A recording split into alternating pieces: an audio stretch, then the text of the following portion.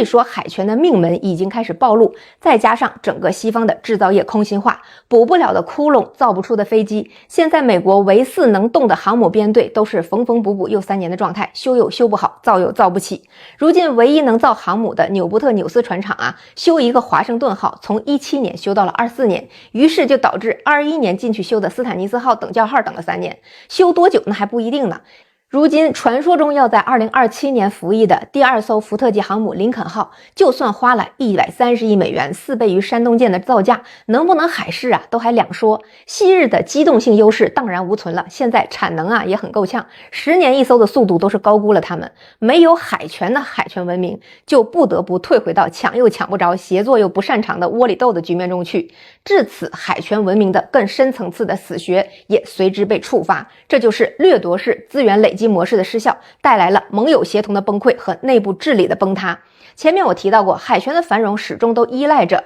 掠夺式的资源积累，通过控制海上贸易通道，掠夺殖民地的财富，维系内部协作和制度的运转。但当陆权国家掌握了反航母、反介入、区域拒止等终极大招之后，海权国家再也无法通过袭扰掠夺资源的时候，它内部的深层弊病就会被彻底引爆。缺乏统一的资源调配逻辑，制度效率低下，内部利益集团相互掣肘，导致海上力量难以形成合力。曾经引以为傲的灵活机动，在失去资源的支撑之后，就沦为了各自为战的散沙。海上统一组织力量的崩塌，也让海权国家彻底丧失了翻盘的可能。与此同时，陆权文明的核心优势大规模广域协作的能力，在技术赋能下全面爆发出来。我们依托着广袤的陆地纵深、完善的工业体系和统一的组织协调度，能够集中力量推进基础设施建设、技术研发与国防体系的升级。当美西方为内部利益博弈消耗精力的时候，我们已经构筑起了覆盖太空、空中、陆地、海洋的立体防御和反击体系。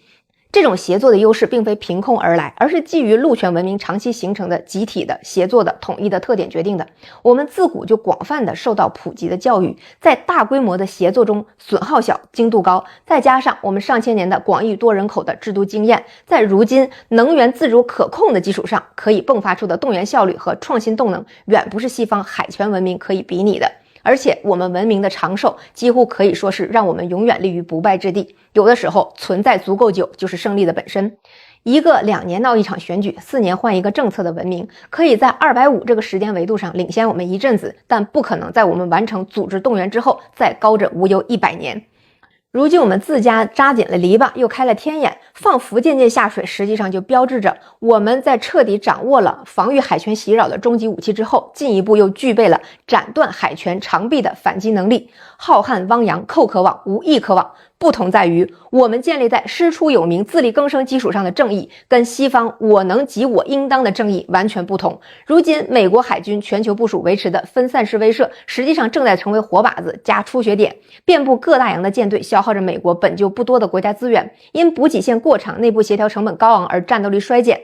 现在连发放军饷都因为两党 battle 而陷入了僵局，一国军事实力的滑落往往就是从军心涣散开始的。而我们的海军以福建舰为核心构建起的区域拒止、近海防御、远海防护的协同体系，依托陆基反航母力量、太空监控网络与海上编队的有机配合，形成了攻防一体的组织合力。什么叫带从头收拾旧山河朝天阙？是时候也教教他们学中文了。这么长的看完了，关注一下吧。